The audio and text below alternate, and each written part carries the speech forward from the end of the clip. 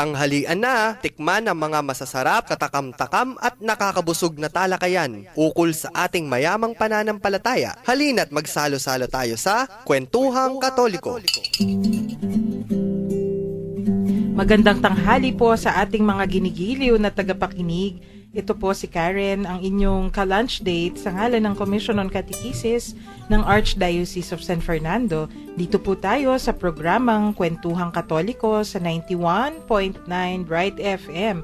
Ngayong tanghali po, itutuloy natin yung ating kwentuhan kahapon kasama ng ating mga ka-lunch date din, ng ating mga kaibigan, si Sister Shirley.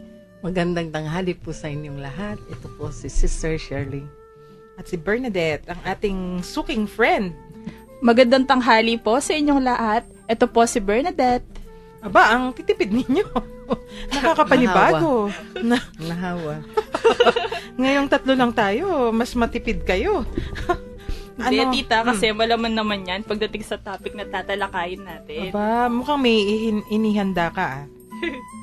Bubusigin ba natin yung ating mga kaibigan sa ating i-discuss? Kahapon yung kinukwento mo, Bernadette, yung pangungumpisal. At sabi ko nga, isa ka kasi sa ating ilang mga kaibigan, ilan sa mga kabataang kakilala ko na talagang willingly at joyfully pumupunta sa confessional.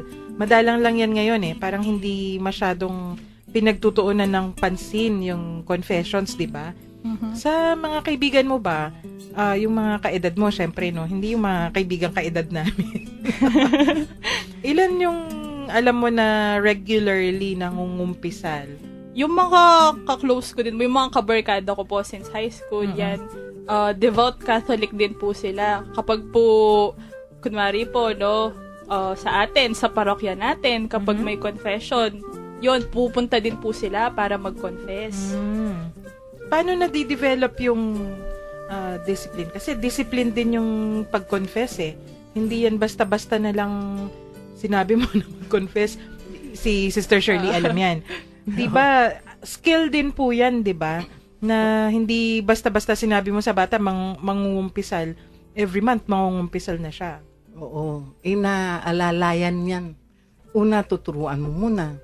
Ang problema sa atin, pag naturuan natin, tapos nag-first confession siya, nag-first communion, usually, malapit na ang matapos ang taon ng school year. So, ang nangyayari, pag lumipat na siya ng grade 4, kinakalungkot natin, hindi na natin na-follow up yung... So, yun bata, pag tinanong mo, pag mga teenager na yan, kailan ka huling nag-confess? Grade 3 po ang sagot sa'yo. Hindi na po nasusustain. Oo, hindi natin nasusustain. So, yun ang problema natin. Dapat, ang mga magulang at mga ninong-ninang, yan ang role nila. Opo. Na i-follow up nila yung bata, nakasama nila pag magkukumpisal at least once a year man lang. Tita, paano naman kung yung mga magulang mismo hindi rin sila nangungumpisal? Yun ang problema. Opo. Usually sa amin kasi, pag, di ba, ayaw din magsimba. Pag tinanong mo, bakit di ka nagsimba nung linggo, ang sagot, ayaw po ni mama. Bakit? Kasi naglalaba o nagluluto o may ginagawa. So, ang tinuturo namin sa mga bata, kulitin ninyo yung mga magulang niyo. Sila yung dadalhin ninyo sa simbahan. Yun. Baligtad na tuloy. Oo. Yung tinatanong ko po kasi sa ngayon, gusto kong malaman, although wala naman akong anak, no? Although marami rin pala akong anak, kung tutuusin. Paano madedevelop sa mga bata yung love for confession? Kasi maraming beses, ako, naka-encounter ako, alam ni Bernadette yan, I took it for granted, no? Yung akala ko, regular na nangungumpisal. Tapos nung nagkakwentuhan na, yun nga, tulad po ng nasabi ninyo, teenager na to malaki na, college na. Tapos nung tinanong ko, tara, mag-confess, natatakot kasi yung hindi sanay. Nung tinanong ko, bakit, kailan ka ba huling nag-confess? Buti tinanong ko pala yon.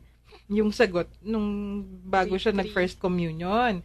Hindi na gulantang naman ako kasi, ilang taon na yun? Paano nangyari yun? Paano nangyari? Tapos, isa siguro sa gap sa ating methods ba? O gap sa ating, sabihin na lang natin dapat pagtuunan din siguro ng pansin yung kailangan ituro natin kung paano yung pag-confess ng regularly or ano yung importansya ng madalas na pangungumpisal. Pero paano nga ba yun gagawin? Kung, kunyari, ikaw Bernadette, kung sa mga kaklase mo, may kakilala kang hindi nangungumpisal, paano sila ini-encourage? Para din po yung mga kaibigan ko, parang yung pagsisimba po namin, nag-start po kasi yan, parang banding-banding lang, ganyan, chill-chill lang, tas nagkayayaan, tara, simba tayo every Sunday, ganyan.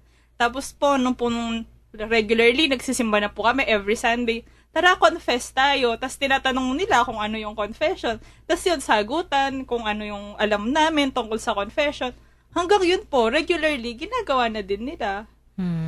Usually pa, sabihin mo sa pag nag-confess ka, basta sabihin mo lang sa pare kung lahat ng natatandaan mong kasalanan, pakinggan mo siya. Nakakatawa yung pare, sabi ko. Yun, isasagot sa'yo ng pare sa mga kasalanan. Nakakatawa, pakikinggan mo lang siya, sabi ko. Usually sinasabi ko sa mga bata yun. Oo, totoo naman kasi nung minsan nagkumpisal yun isang kakilala ko may edad na. Nahiya nga siya magkwento sa akin. Sabi niya, alam mo ba yung penance binigay ng pare? Punta daw ako maghapon sa bahay pag-ibig. Yun ang penance niya. Ay, ang ganda ng penance na yun. Oo. Minsan isang buong rosaryo. Yun isang pare naman dito sa katedral. Ang ginagawa niya, pagkatapos niyang makinig sa mga kasalanan, sasabihin niya, sige, dasalin mo yun, act of contrition. Naku, pag hindi mo alam idasal ng aloud, yung naririnig niya, isang buong rosaryo yung penance niya. Ganon ang ginagawa. Wow. Ay, tita, balik po tayo dun sa paano nila malalaman yung importance ng confession. Siguro, tita, malaking factor din po yung sa homily ng pare, na siya mismo ang mag-encourage sa atin. Kasi, tita, parang yun po yung pinakapagtitipon natin, tayong mga Catholic. Kasi hindi naman po all the time pwede tayong subaybayan ng mga katikista. Lalo na po kapag hindi na tayo sa poder nila. Kunwari po, usually po yung mga katikista, di ba, elementary. Tapos, pag high school na po, parang hindi na nasusustain. Stop na doon. Siguro, tita, malaking role din. Yun nga, yung pag-encourage ng mga priests sa atin to go to confession. Totoo yan. May mga pari naman talagang nagyayaya na mag-confess. Especially pag malapit na yung Advent, tsaka yung Lent. Yes. Kasi yan yung mga panahon na talagang may paghahanda sa sarili. Oo. Sa katedral, every first Thursday siya. Ayan. Kailangan na-advertise natin yan. Oo, this month sa May 7 siguro yun, Tama ba ako? May 7 yung Thursday. Opo, May 7. Oo. 5:30 yun, penitential service niya. Tapos, maraming pare doon. So, pwede ka pang magpili kung sinong gusto mong pare. Mini mo. Nako, Bernadette, pwede ka doon kasi di ba sabi mo kahapon, ayaw mong kinukumpisalan yung kakilala mo. Ako naman, gusto kong kinukumpisalan yung kakilala ko. Kahit yung kaibigan ko na kunwari, kasi iniisip ko, tanggap na ako nito kahit anong gawin ko. Baligtad, no? So, maraming naman. May mga preferences tayo na pwede namang gawin. Naku, painit pa lang yung ating kwentuhan. Balikan natin maya-maya pagkatapos nating makinig sa isang magandang tugtugin.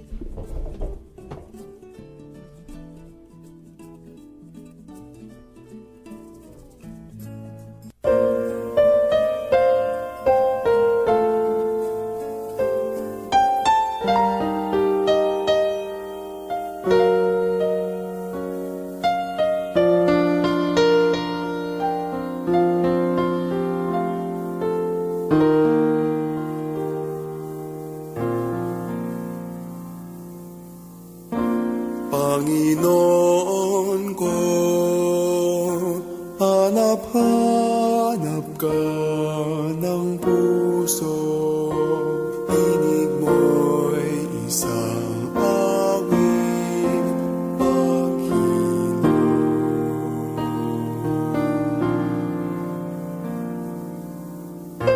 Panginoon ko, hanap-hanap ka ng puso, pinig mo'y isang awit paghilo.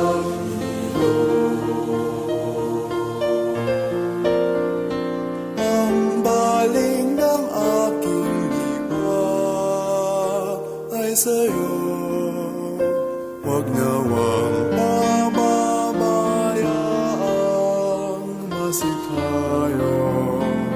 Ikaw ang muntong hininga ng buhay, dulot mo'y kapayapaan,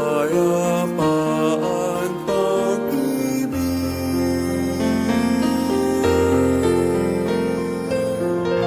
Ang ingay ko, hanap-hanap ka ng puso, tinig mo'y isang awit, pag-ilaw.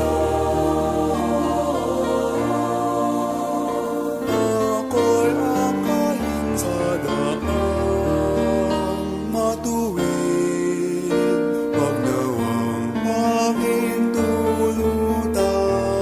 mabighani sa panandalian at huwag marilang. Ikaw ang aking tanging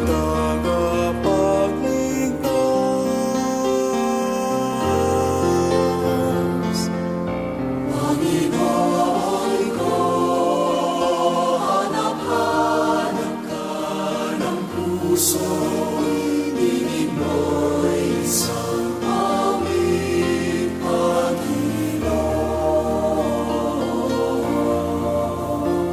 Sikwa sa aking kalooban, yung basta paupatin ang bukso ng kalungkutan. Yakapin ang buong higpit yung anak, nang mayakap din ang bayan mong ibig.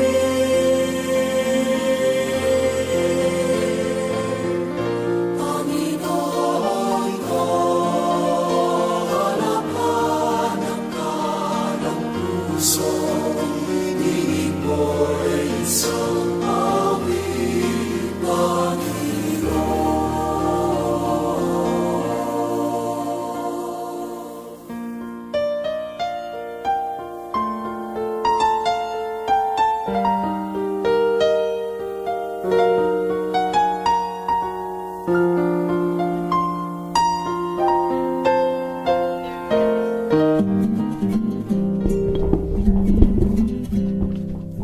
Nagbabalik po tayo sa Kwentuhang Katoliko dito pa rin sa 91.9 Right FM.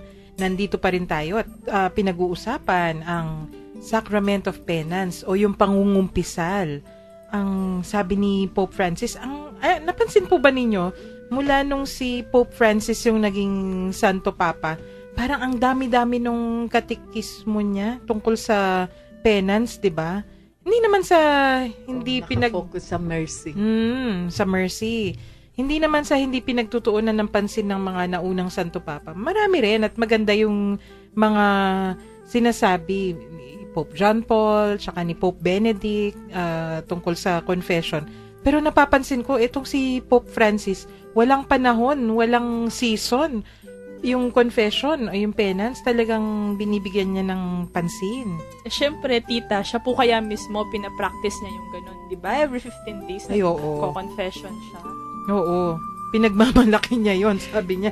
And even sabi niya, I go to confession every 15 days. Ano kayang feeling, no, tita, kung magko-confess sa isang bari si Pope Francis? Ay, hindi mo ba nakita yung video? Last year ba yon? Tama Di yun. ba po? Di ba yung video last year, he was supposed to hear confessions. Di ba nasa Vatican? Kita mo yung, di ba usually pag naglalakad si Pope Francis sa in public, katabi niya yung kanyang Master of Ceremony, si Yes.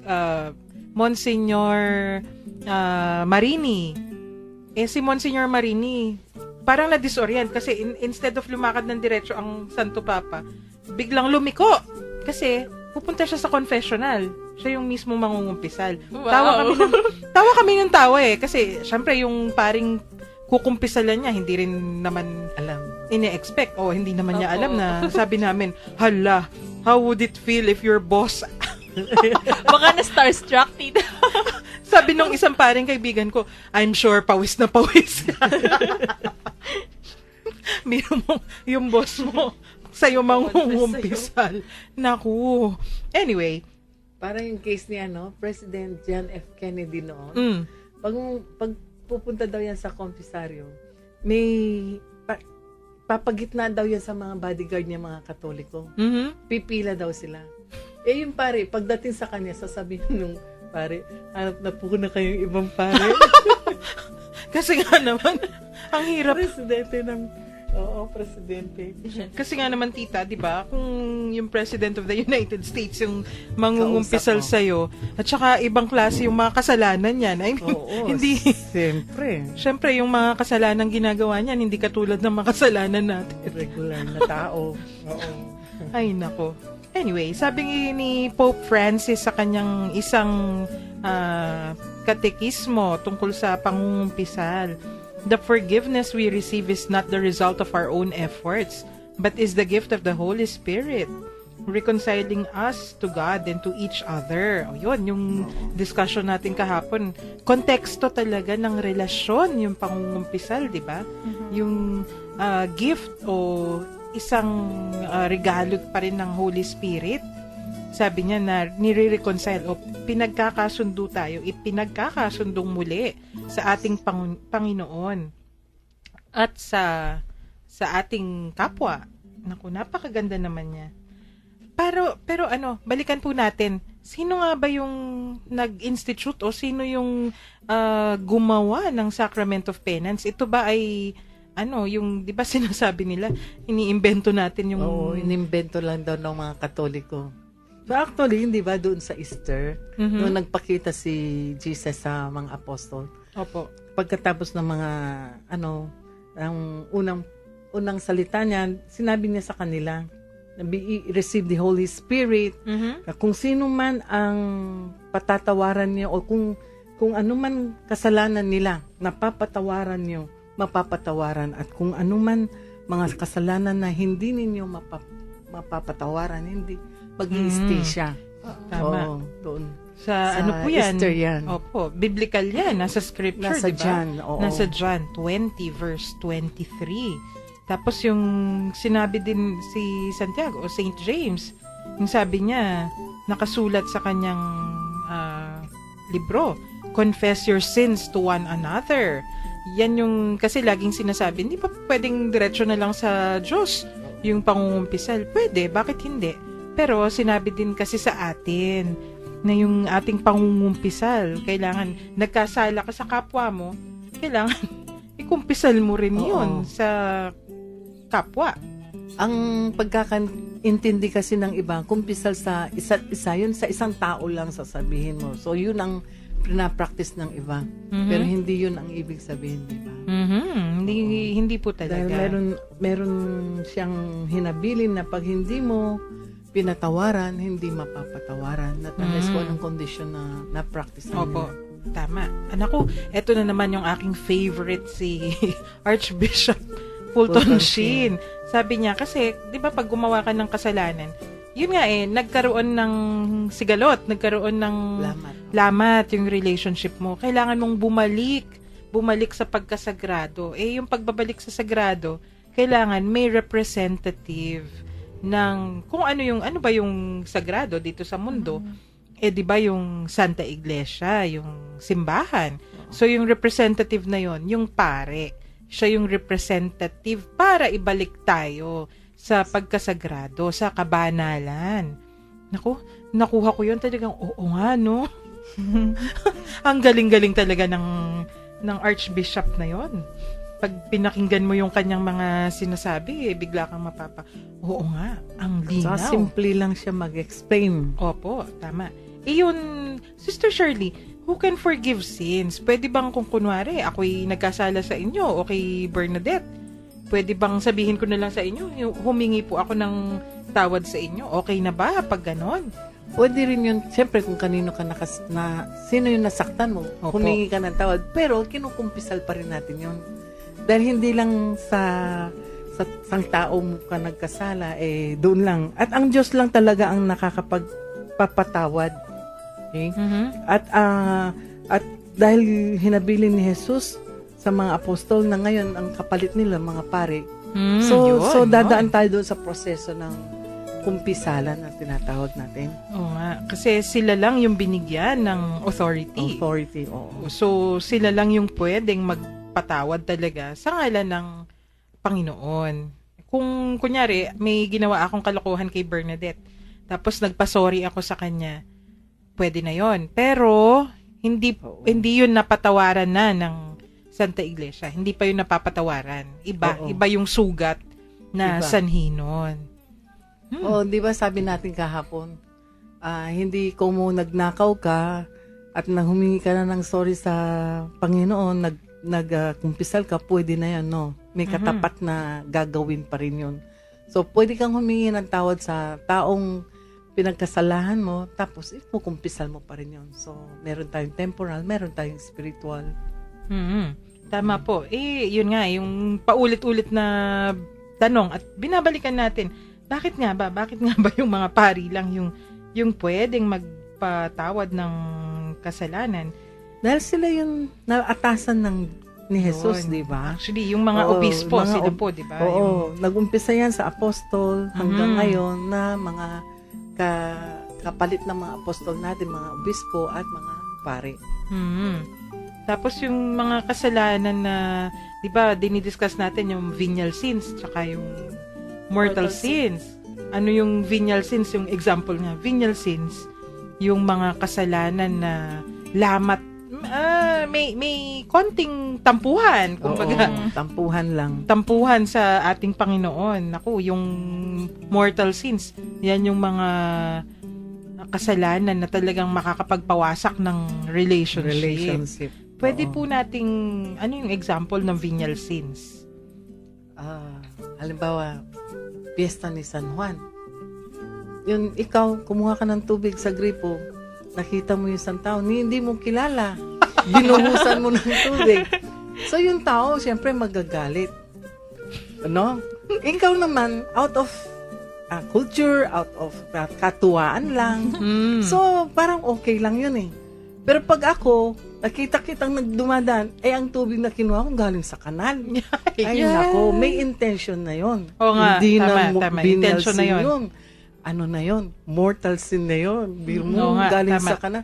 Dahil pwedeng magkasakit yung ginawan mo ng binuhusan mo ng Mm-mm. tubig galing sa Opo. kanal. At saka ang salbahe mo naman. Oo, grabe Tsaka na yun. iba na po yung paghigante, di ba? Hindi, Oo, kahit na may- hindi mo intention na wala naman ginawa sa'yo na hindi ka na maghihigante. The mere fact na meron kang ginawa, hindi na normal. Ano na yung gravity na, yung grabe na siya. Oo, sobra na yun. Sobra na yun. So, naging mortal na yun, sin mo. Hindi na matatawag na venial sin yun. Hindi nga. Oo. Paano po yun? Yung pagsisinungaling, mortal ba yun o venial? May level din yan. Mhm. Diba, nagsinungaling ka lang dahil nagutom ka, kumuha ka ng biskwit doon sa lalagyan. May-ari pala yon. Okay lang yun kasi gutom ka hindi ka naman talaga nagnakaw. O kaya nagtanong, ikaw bang kumuha? Sabi mo, hindi. Halimbawa, yung nagsinungaling ka. Tapos, yung pagsisinungaling mo, may nasirang puri. Dahil na yung pagkakasinungaling mo, may nasaktan o may nasira ang pangalan. Ayun. Parang mabigat na yon. Nagiging nga. mortal sin na rin yon. Nagiging issue of Oo. morality na Kaya yan pag eh. sinabing white lies pa rin Lies yun. pa rin, Oo. lies pa rin. Stealing is stealing. Although Oo. yun, may Sabi ano nga- yan, may gravity nga, Oo. may severity. Naalala ko yung teacher ko si Father Roach. Yung favorite example niyan nung tinuturo sa amin yan, yung morality, yung ganon. Sabi niya, what if there is a poor man who steals 3 cans of sardines in SM pa eh. Yung example. Anong kasalanan daw yon? Siyempre, kasalanan. Nagnakaw eh. Oo. Pero, bakit niya nagawang magnakaw? Kasi yung pamilya niya, hindi na kumakain ng ilang araw, etc., etc. So, yung severity, yung gravity ng kanyang pagkakasala, kailangan i-weigh o timbangin. Timbangin. Oo. Mm-mm. Tapos sabi niya, kung yung government official naman, hindi naman yan nagugutom, tapos milyon-milyon yung Ninanakaw. ninanakaw. kahit sabihin mo pang legal, kasi tama naman may mga legal na hindi moral. Oo. So, paano yon? Sabi niya, of course, that is another kind of stealing. Ibang klaseng kasalanan yon na mas malala yung kaparusahan. Napakagandang topic niyan pag umabot tayo sa morality. Pero yan, nagmumula kasi yung discussion ng morality sa kasalanan sa sin, di ba? Kung ano yung intention, kung ano yung mga ninanais mo, yung nasa ng tao. Ano nga ba? Yung mga tao kaya ngayong panahong to, pinag-iisipan pa rin kung ano yung mga kasalanan nila. Parang kulang, no? Oo. May yung life is not, sabi nga nung isang, sino nga ba? Si Descartes ba yung nagsabi nun? Life, the unreflected life is not worth living. So, tayo kasi, gawa lang tayo ng gawa Kung minsan nakakalimutan natin, nagkakasala na tayo. So, kayo, Bernadette, kunyari, yung mga kabataan, naiisip ba ninyo yan? Yung mga intensyon, bago ka gumawa, pinag-iisipan muna kung ano yung intensyon? Depende. Sige. Kasi po, may mga circumstances na kailangan mong magdesisyon ngayon na. At kailangan mong pili. Parang kasi minsan, tita, di ba, madalilig po natin sa ibang mga kabataan, wala, no choice na ako, kailangan ko nang gawin to. Hindi. May choice ka. Kaya lang, parang isa na lang yung choice mong yon, nag-iisa na lang yung choice mong yon. Minsan, tita, dumarating kasi yung parang, kailangan mo na lang piliin to para sa nakakararami. O kaya, kailangan mo na lang piliin to para isalba yung sarili mo. Wag mo nang isipin yung nakakarami. Naku. Depende po kasi yan sa tao din. Of course. So, kung kunwari, tatanong ko uli sa iyo, yung mga kabataan ba ngayon, pinag-iisipan talaga yung ginagawa o gawa lang ng gawa? Uulitin ko yung tanong. Yes or no? O Hindi ko po masasabi. Marami ngayon na gawa lang ng gawa. Pag tinanong mo, bakit mo ginawa? Wala lang. yun, Trip. yun. Oo. O kaya masarap. O kaya gusto ko lang siyang itry kasi curious ako. Ayan, madalas po ganyan. Out of curiosity. Ay, ayun. Parang hindi na pinag-iisipan. Kailangan Gagawin na ituro. lang. Kailangan yata magka-separate module on intentionality yung ating mga Mga bata. oo, kasi Oo. Sa mga estudyante ko, parati, makikita mo, may umiiyak na lang sa harap mo. Bakit? Tanungin mo. May ituturo siya, kaklase, kung anong ginawa sa kanya. Tanungin mo, bakit mo ginawa? Wala po. Naku, bakit ginawa Ay, mo? Wala madalas po. po yan sa mga estudyante Oo. ng nanay ko. Oo. Minsan po kinakwento niyan, high blood siya. oh, Sinabunutan daw po yung isa sa mga estudyante niya. Tapos nung tinanong siya, bakit mo siya sinabunutan? Sabi niya po, wala lang po, trip ko lang po. Tapos, syempre, hindi naman po pwedeng mamalo yung mga teachers ngayon, di ba? Lumabas na lang daw po siya, para hindi niya na makita yung batang yun. That's mga sama bata ng loob talaga. niya. Kung ano yung ginagawa Pero yun nga, kasi, curious naman talaga yung mga bata. Hindi naman natin matatanggal yun. Yung batang hindi curious, hindi normal, di ba? Pero kailangan guided. Yung curiosity na yan. Mariosep. Anyway, pag-abot natin sa, yung pagtuturo natin ng sins, tapos siguro, kailangan ulit-ulitin natin. Kahit hindi sa mga bata, pati sa ating may edad na yung confession, paulit-ulit din nating sinasabi. Kasi, ngayon, kung nagkasala ako, kung wala namang redemption, di ba? Kung walang... Oo. Yun, hindi naniniwala na may redemption talaga. Kaya may hope na pupunta tayo yung hope. Oo, sa langit. So, wala sa kanila yun Hindi nila naiisip na parte ng buhay natin yung kumpisal, yung mga sakramento. Kasi, yung iba po, sinasabi nila, bakit ako kailangan mag-confess sa pare? Bakit yung pari ba wala siyang kasalanan? May ganyan na po kasi nagtanong sa akin nung minsan. Tapos, paano mo sinagot? sabi ko pong ganyan, actually, hindi ka naman sa pari nagko-confess nun. Kay Jesus ka nagko-confess nun. I still remember po, yung isang, hindi ko na po matandaan kung sino yung saint na yun, pero may saint na parang, sabi niya, lolokohin ko yung paring to. Kunwari, magko-confess ako ng kung ano-ano. Tapos, parang sisirain ko yung sacrament of confession. Tapos daw po, pagkapasok niya dun sa loob, Sa hindi yung confessional. pare yung nakita niya. Si Hala. Jesus ang nakita niya. Takot na lang niya. Opo. Tapos, simula daw po noon, hindi niya na binastos yung sacrament of confession. Nag-confess na po daw talaga siya ng Na maayos. buong puso. Oo. Yun nga Kanina sabi natin si Pope Francis talagang inuulit-ulit sa atin. Yung Sacrament of Reconciliation calls us back to God. Yung tinatawag tayo pabalik sa ating Panginoon and embraces us with mercy. Sabi niya, He embraces us with infinite mercy and joy. Ano nga ba yun? Infinite mercy Walang katapusan, walang hanggan ng kapatawaran. and joy. Ligaya. Ligaya. O, di ba? Talaga naman. Ramdam na ramdam. So, ano yung basic nun? Yung basis, di ba? Love. Yung Yes. pagmamahal. Naku, talagang yung Pope Francis na yan. Kung ano-ano yung tinuturo sa atin na nakakapagpaligaya sa atin, di ba? Kaya naman Lolo Kiko yung tawag natin. Tapos, may bilin din siya sa mga pare, di ba? Sabi niya, the confession, the confessional na daw, should never be a form of torture. Naalala ko kasi yung mga nagsasabi sa akin na natatakot silang mangumpisal. Kasi daw baka anong mangyari, baka mamaya mapagalitan sila, baka ganito, ganyan, ganyan. Naku, dapat pala Bernadette, paalala mo sa akin, sa susunod na may magsabi niyan sa akin, yun yung isasagot ko. Sabi ni Pope Francis, the confessional should not be a torture chamber.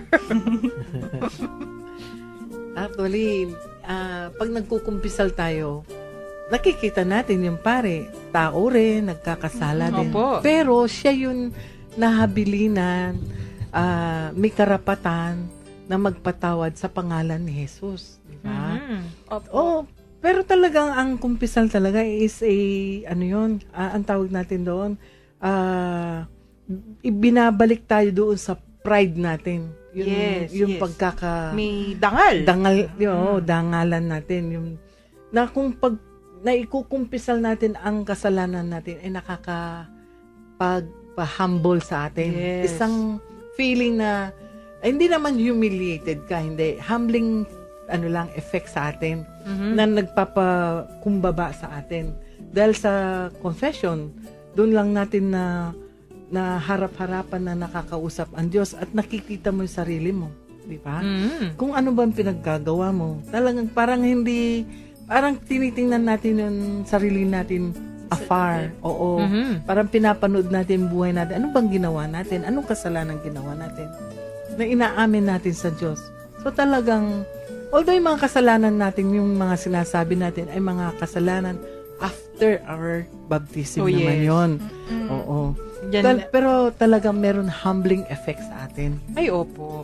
Talagang, yun nga kailangan bumalik tayo sa tayo ay tao, pero mahal tayo ng Diyos. Oo. Yun yung love. Yan ang importante. Oo. Yun nga eto, iko-quote ko pa, yung sabi ni Santo Papa Pope Francis, dapat daw, pag umalis yung tao after the confession, dapat with happiness in their hearts and faces radiating hope.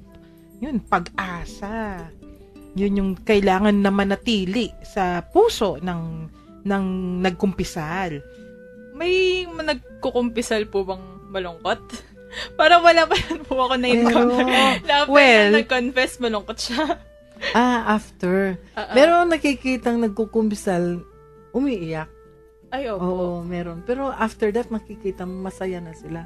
Opo. Sabi nga ni Monsignor Jean, after every month kasi may confession dyan sa cathedral, ang sasabi niya, ay gumaan na naman ang San Fernando. Sabi niya, Tama. Sinasabi niya yun sa atin. gumaan na naman ang San Fernando. Sabi niya gano'n. Tama naman yun. Kasi yun nga pag tayo'y hindi pa nangungumpisal, bit-bit natin yung ating mga kasalanan. Parang Oo. way down. Yung pasan ko ha ang daigdig. Ganun yung drama. Di ba Bernadette, ikaw Yes. ganun yung drama bago mangumpisal. Tapos pag kalabas mo ng confessional, halos kakanta ka na. I'm free talaga. Saka isang grasya, di ba? Ay, opo. Kaya sa Amerika, sabi nila, dahil mas konti ang Katoliko doon, kaya mas kailangan nila ang mga psychiatrist. Oo nga. Oo, dahil wala silang confession, wala silang sacrament of confession. Oo nga. Oo. Naaalala ko tuloy. May kukumpisalan ako. Mga friends ko nga. Tapos, kung ikaw, Bernadette, sinabihan na, ano nga ba? Yung, kung kukumpisalan mo, ayaw mo yung nakakakilala. Di ba sabi ko nga, ako, gusto ko. Kaya lang, etong kaibigan kong to, kasi kakilala ko, sabi niya, mangumpisal ka dun sa isa. Yung kaibigan din namin. Pagpunta ko dun sa isa, sabi niya, salamat sa recommendation, pero gusto ba niya akong pahirapan? So, hindi ako yung matutorture, siya pala. Pero, naalala ko yan, kasi eto, may mga kinukumpisal ba tayo na napakabigat na hindi kayang patawaran ng isang pare? Ay, wala. Wala naman kasalanan na hindi patatawaran ng pare. Not unless na meron siyang kaakibat na ano yan. Let's say, pumatay ka ng isang tao. Di ba? Not unless na ika-counsel ka niya na, uy, aminin mo.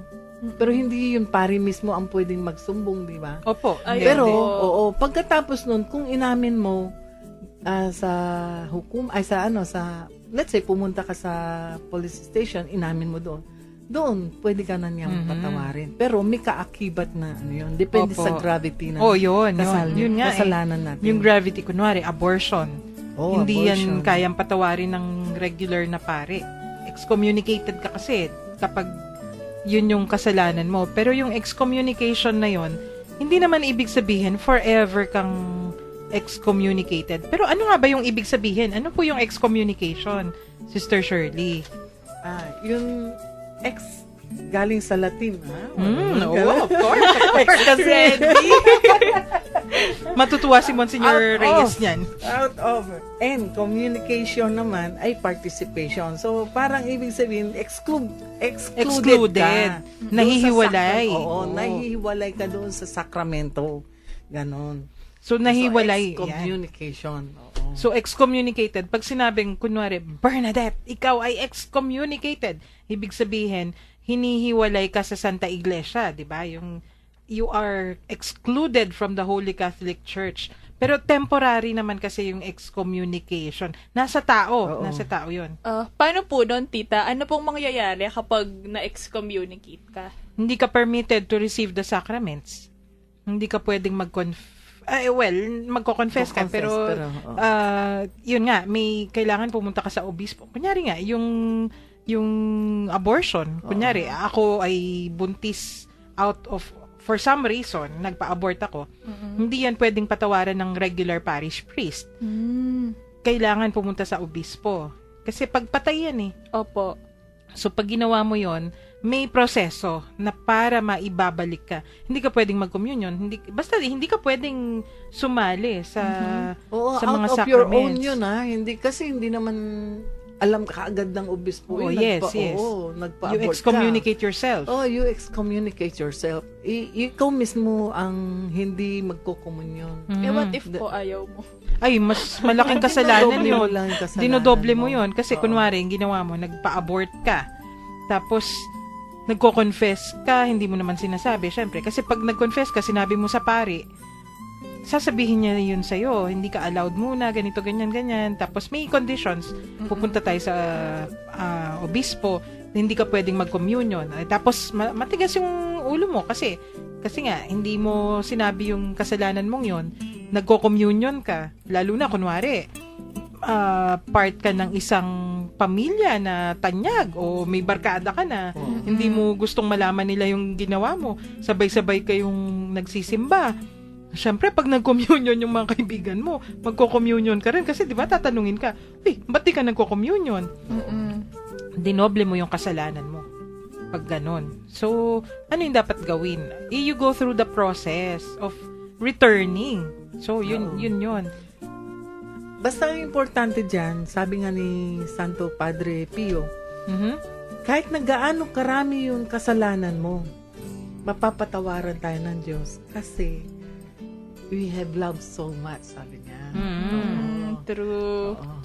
Nako, napakaganda ng ating usapan. Yung confession talaga, ukol pa rin yan sa pag-ibig at pag-asa eh. Break muna tayo, tapos balikan natin yan.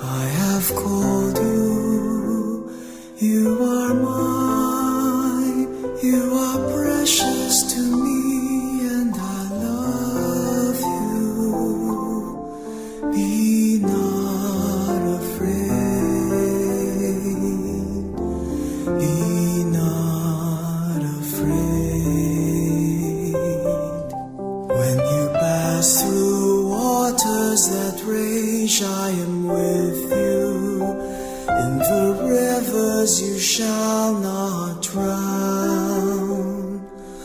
Walk through the fire and its flames will not consume you, for I am God.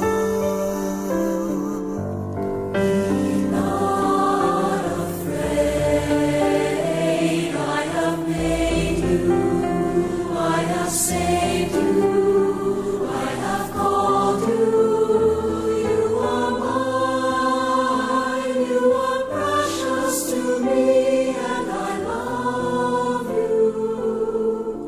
Be not afraid,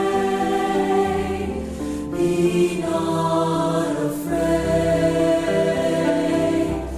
Even if you wander away from my loving, far away from home you might stray, still will I seek you and gently take you with me and bring you back. Be not afraid, I have made you, I have saved you, I have called you, you are mine, you are precious to me, and I love you. Be not afraid, be not afraid. I will go before you and level the mountains, give you treasures from out of the dark. Long hidden riches will stream and last from you, for I am God. Be not afraid, I have made you, I have saved you, I have called you, you are mine, you are precious to me, and I love you. Be not afraid, be not afraid, be not afraid.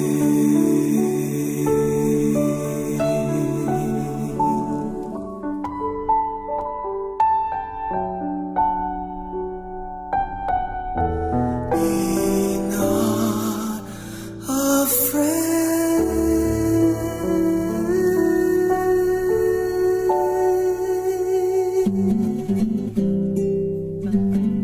Huwag kang tuturuan. Be not afraid. Yan yung ating tema dito pa rin sa Kwentuhang Katoliko sa 91.9 Bright FM. O, di ba? Bagay na bagay yung ating awitin sa ating Yes. tema Huwag ngayong kang araw. matakot. Huwag matakot sa pangungumpisal kasi yan ay magpapalapit sa atin, sa Panginoon. Di ba? Love and hope pa rin.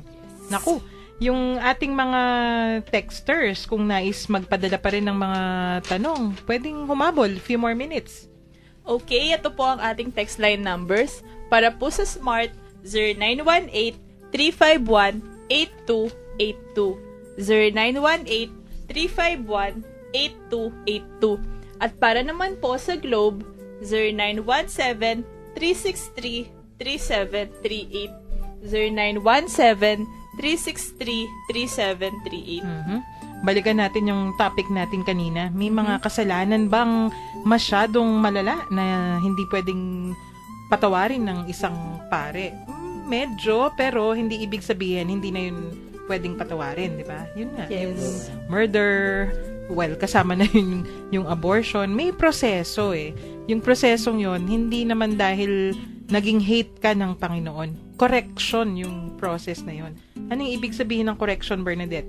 Di ba, nung bata pa tayo, pag napapalo tayo, ibig bang sabihin, hate tayo o kinamumuhian tayo ng ating mga magulang? Hindi, love ka niya, kaya gusto ka niyang matuto. Yes, correction yung tawag doon. Pero may iba naman, ito, yung tanong, kaya sila na yung kanina, no? Be not afraid. May another question. Kaya daw sila natatakot mangumpisal kasi baka mamaya kwento nung pari yung kinumpisal niya. Pwede ba yun? Ay, hindi. Diba? May Oo, vow. hindi yan. Vow of secrecy. May Say- vow of absolute yun, secrecy na yun. May seal. Dahil ang trabaho lang talaga ng pari ay maging atenga ng Diyos. Yung tawag doon, seal of the Oo, seal confessional. of confession. Pag yung pare, inulit yung kinonfess mo, siya yung ma-excommunicate. Oo, Diba? maalis siya. Maalis siya sa pagkapari. Oo. Ganun ka sagrado yung confession. Pag Hindi ko lang matandaan yung isang pangalan ng isang santo na hindi ba pinugutan siya dahil hindi niya ayaw niyang i-reveal ko anong wala ko yung tita pero nakalimutan ko rin kung ano yung pangalan. Pero may ganun kasi, 'di ba? Sa ating church history, tinalakay natin katakot-takot na giyera yung dinaanan ng Santa Iglesia, may mga sigalot. At kung minsan umaabot dyan na gusto nilang i-violate yung mga patakaran ng Santa Iglesia para sa kunyari yun, to gain power, to control the system. Isa yon yung sinasabi ni Sister Shirley na yon. Talagang pinugutan yung confessor. Oo.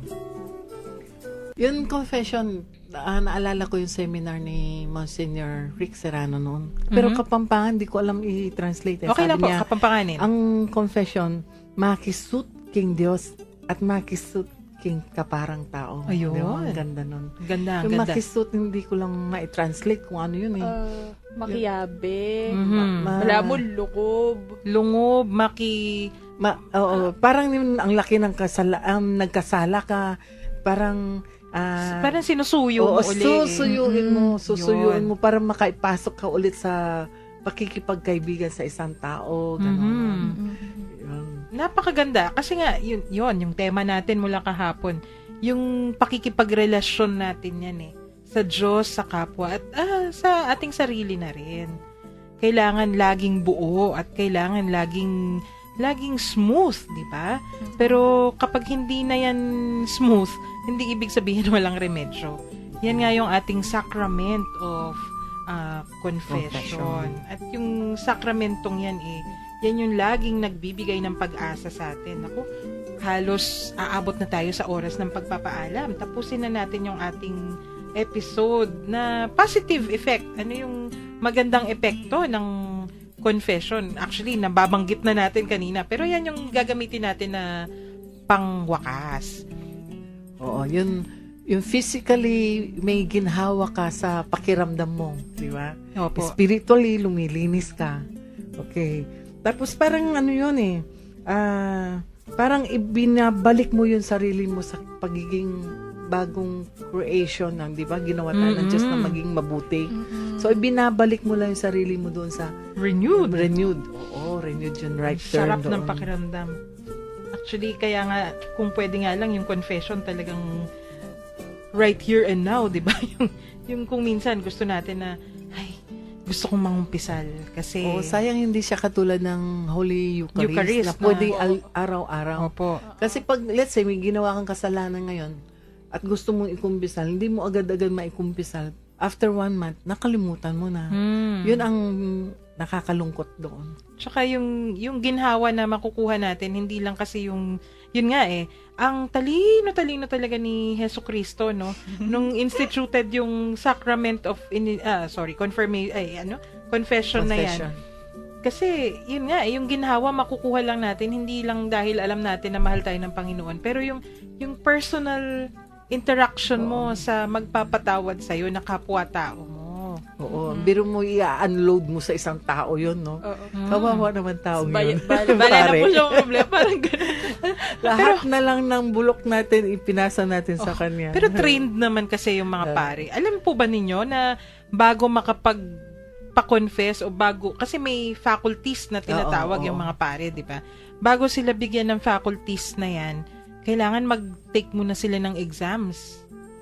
Talagang ano yan, inaaral nila. They take an exam for that. Kasi kung minsan, may faculty na sila to say mass or may faculty to administer some sacraments. Pwedeng magbinyag, pero hindi sila pwedeng magpa-confess. Kasi Oo. ibig sabihin, di pa sila pumapasa sa exam na yun. Oo. Ganun ka-importante, ganun kahalaga yung pangungumpisal. May ganung patakaran yung Santa Iglesia. So, hindi lang basta-basta yan. Ako, ganun kasarap ang paghahanda. Pwede silang maghanda. Meron pong meron pong confession sa cathedral sa first Thursday. Ayan. May 7, 5:30 in the afternoon. Okay. Wakasan na natin. Mag-alay na tayo ng dasal sa ating Panginoon. Dear angel, in His goodness, God gave you to me to guide, protect, and enlighten me, and to bring me back to the right way when I go astray. Encourage me when I am disheartened, and instruct me when I err in judgment. Help me to become more Christ-like, and so, someday, to be accepted into the company of the angels and saints in heaven. Amen. Amen. Amen. May huling anunsyo? O magpaalam na po tayo. Maraming salamat po sa pakikisa ninyo sa amin. Ako po si Sister Shirley. God bless you and keep you. Maraming salamat po sa pakikinig. Ito po si Bernadette, signing off. Magkarinigan po ulit tayo mamaya sa Barkadahan kay Kristo, 6 to 9 p.m. 6 to 6 to 7. 7. Ay, 6 to 7 p.m. Sorry. Pinag-overtime mo si Father Pep at Sister Son, ha? Ayan, sa ngalan po ng Commission on Catechesis ng Archdiocese of San Fernando, ito po si Karen. At tayo ngayon po ay humayot ihayag ang pagmamahal at ng ating Panginoon.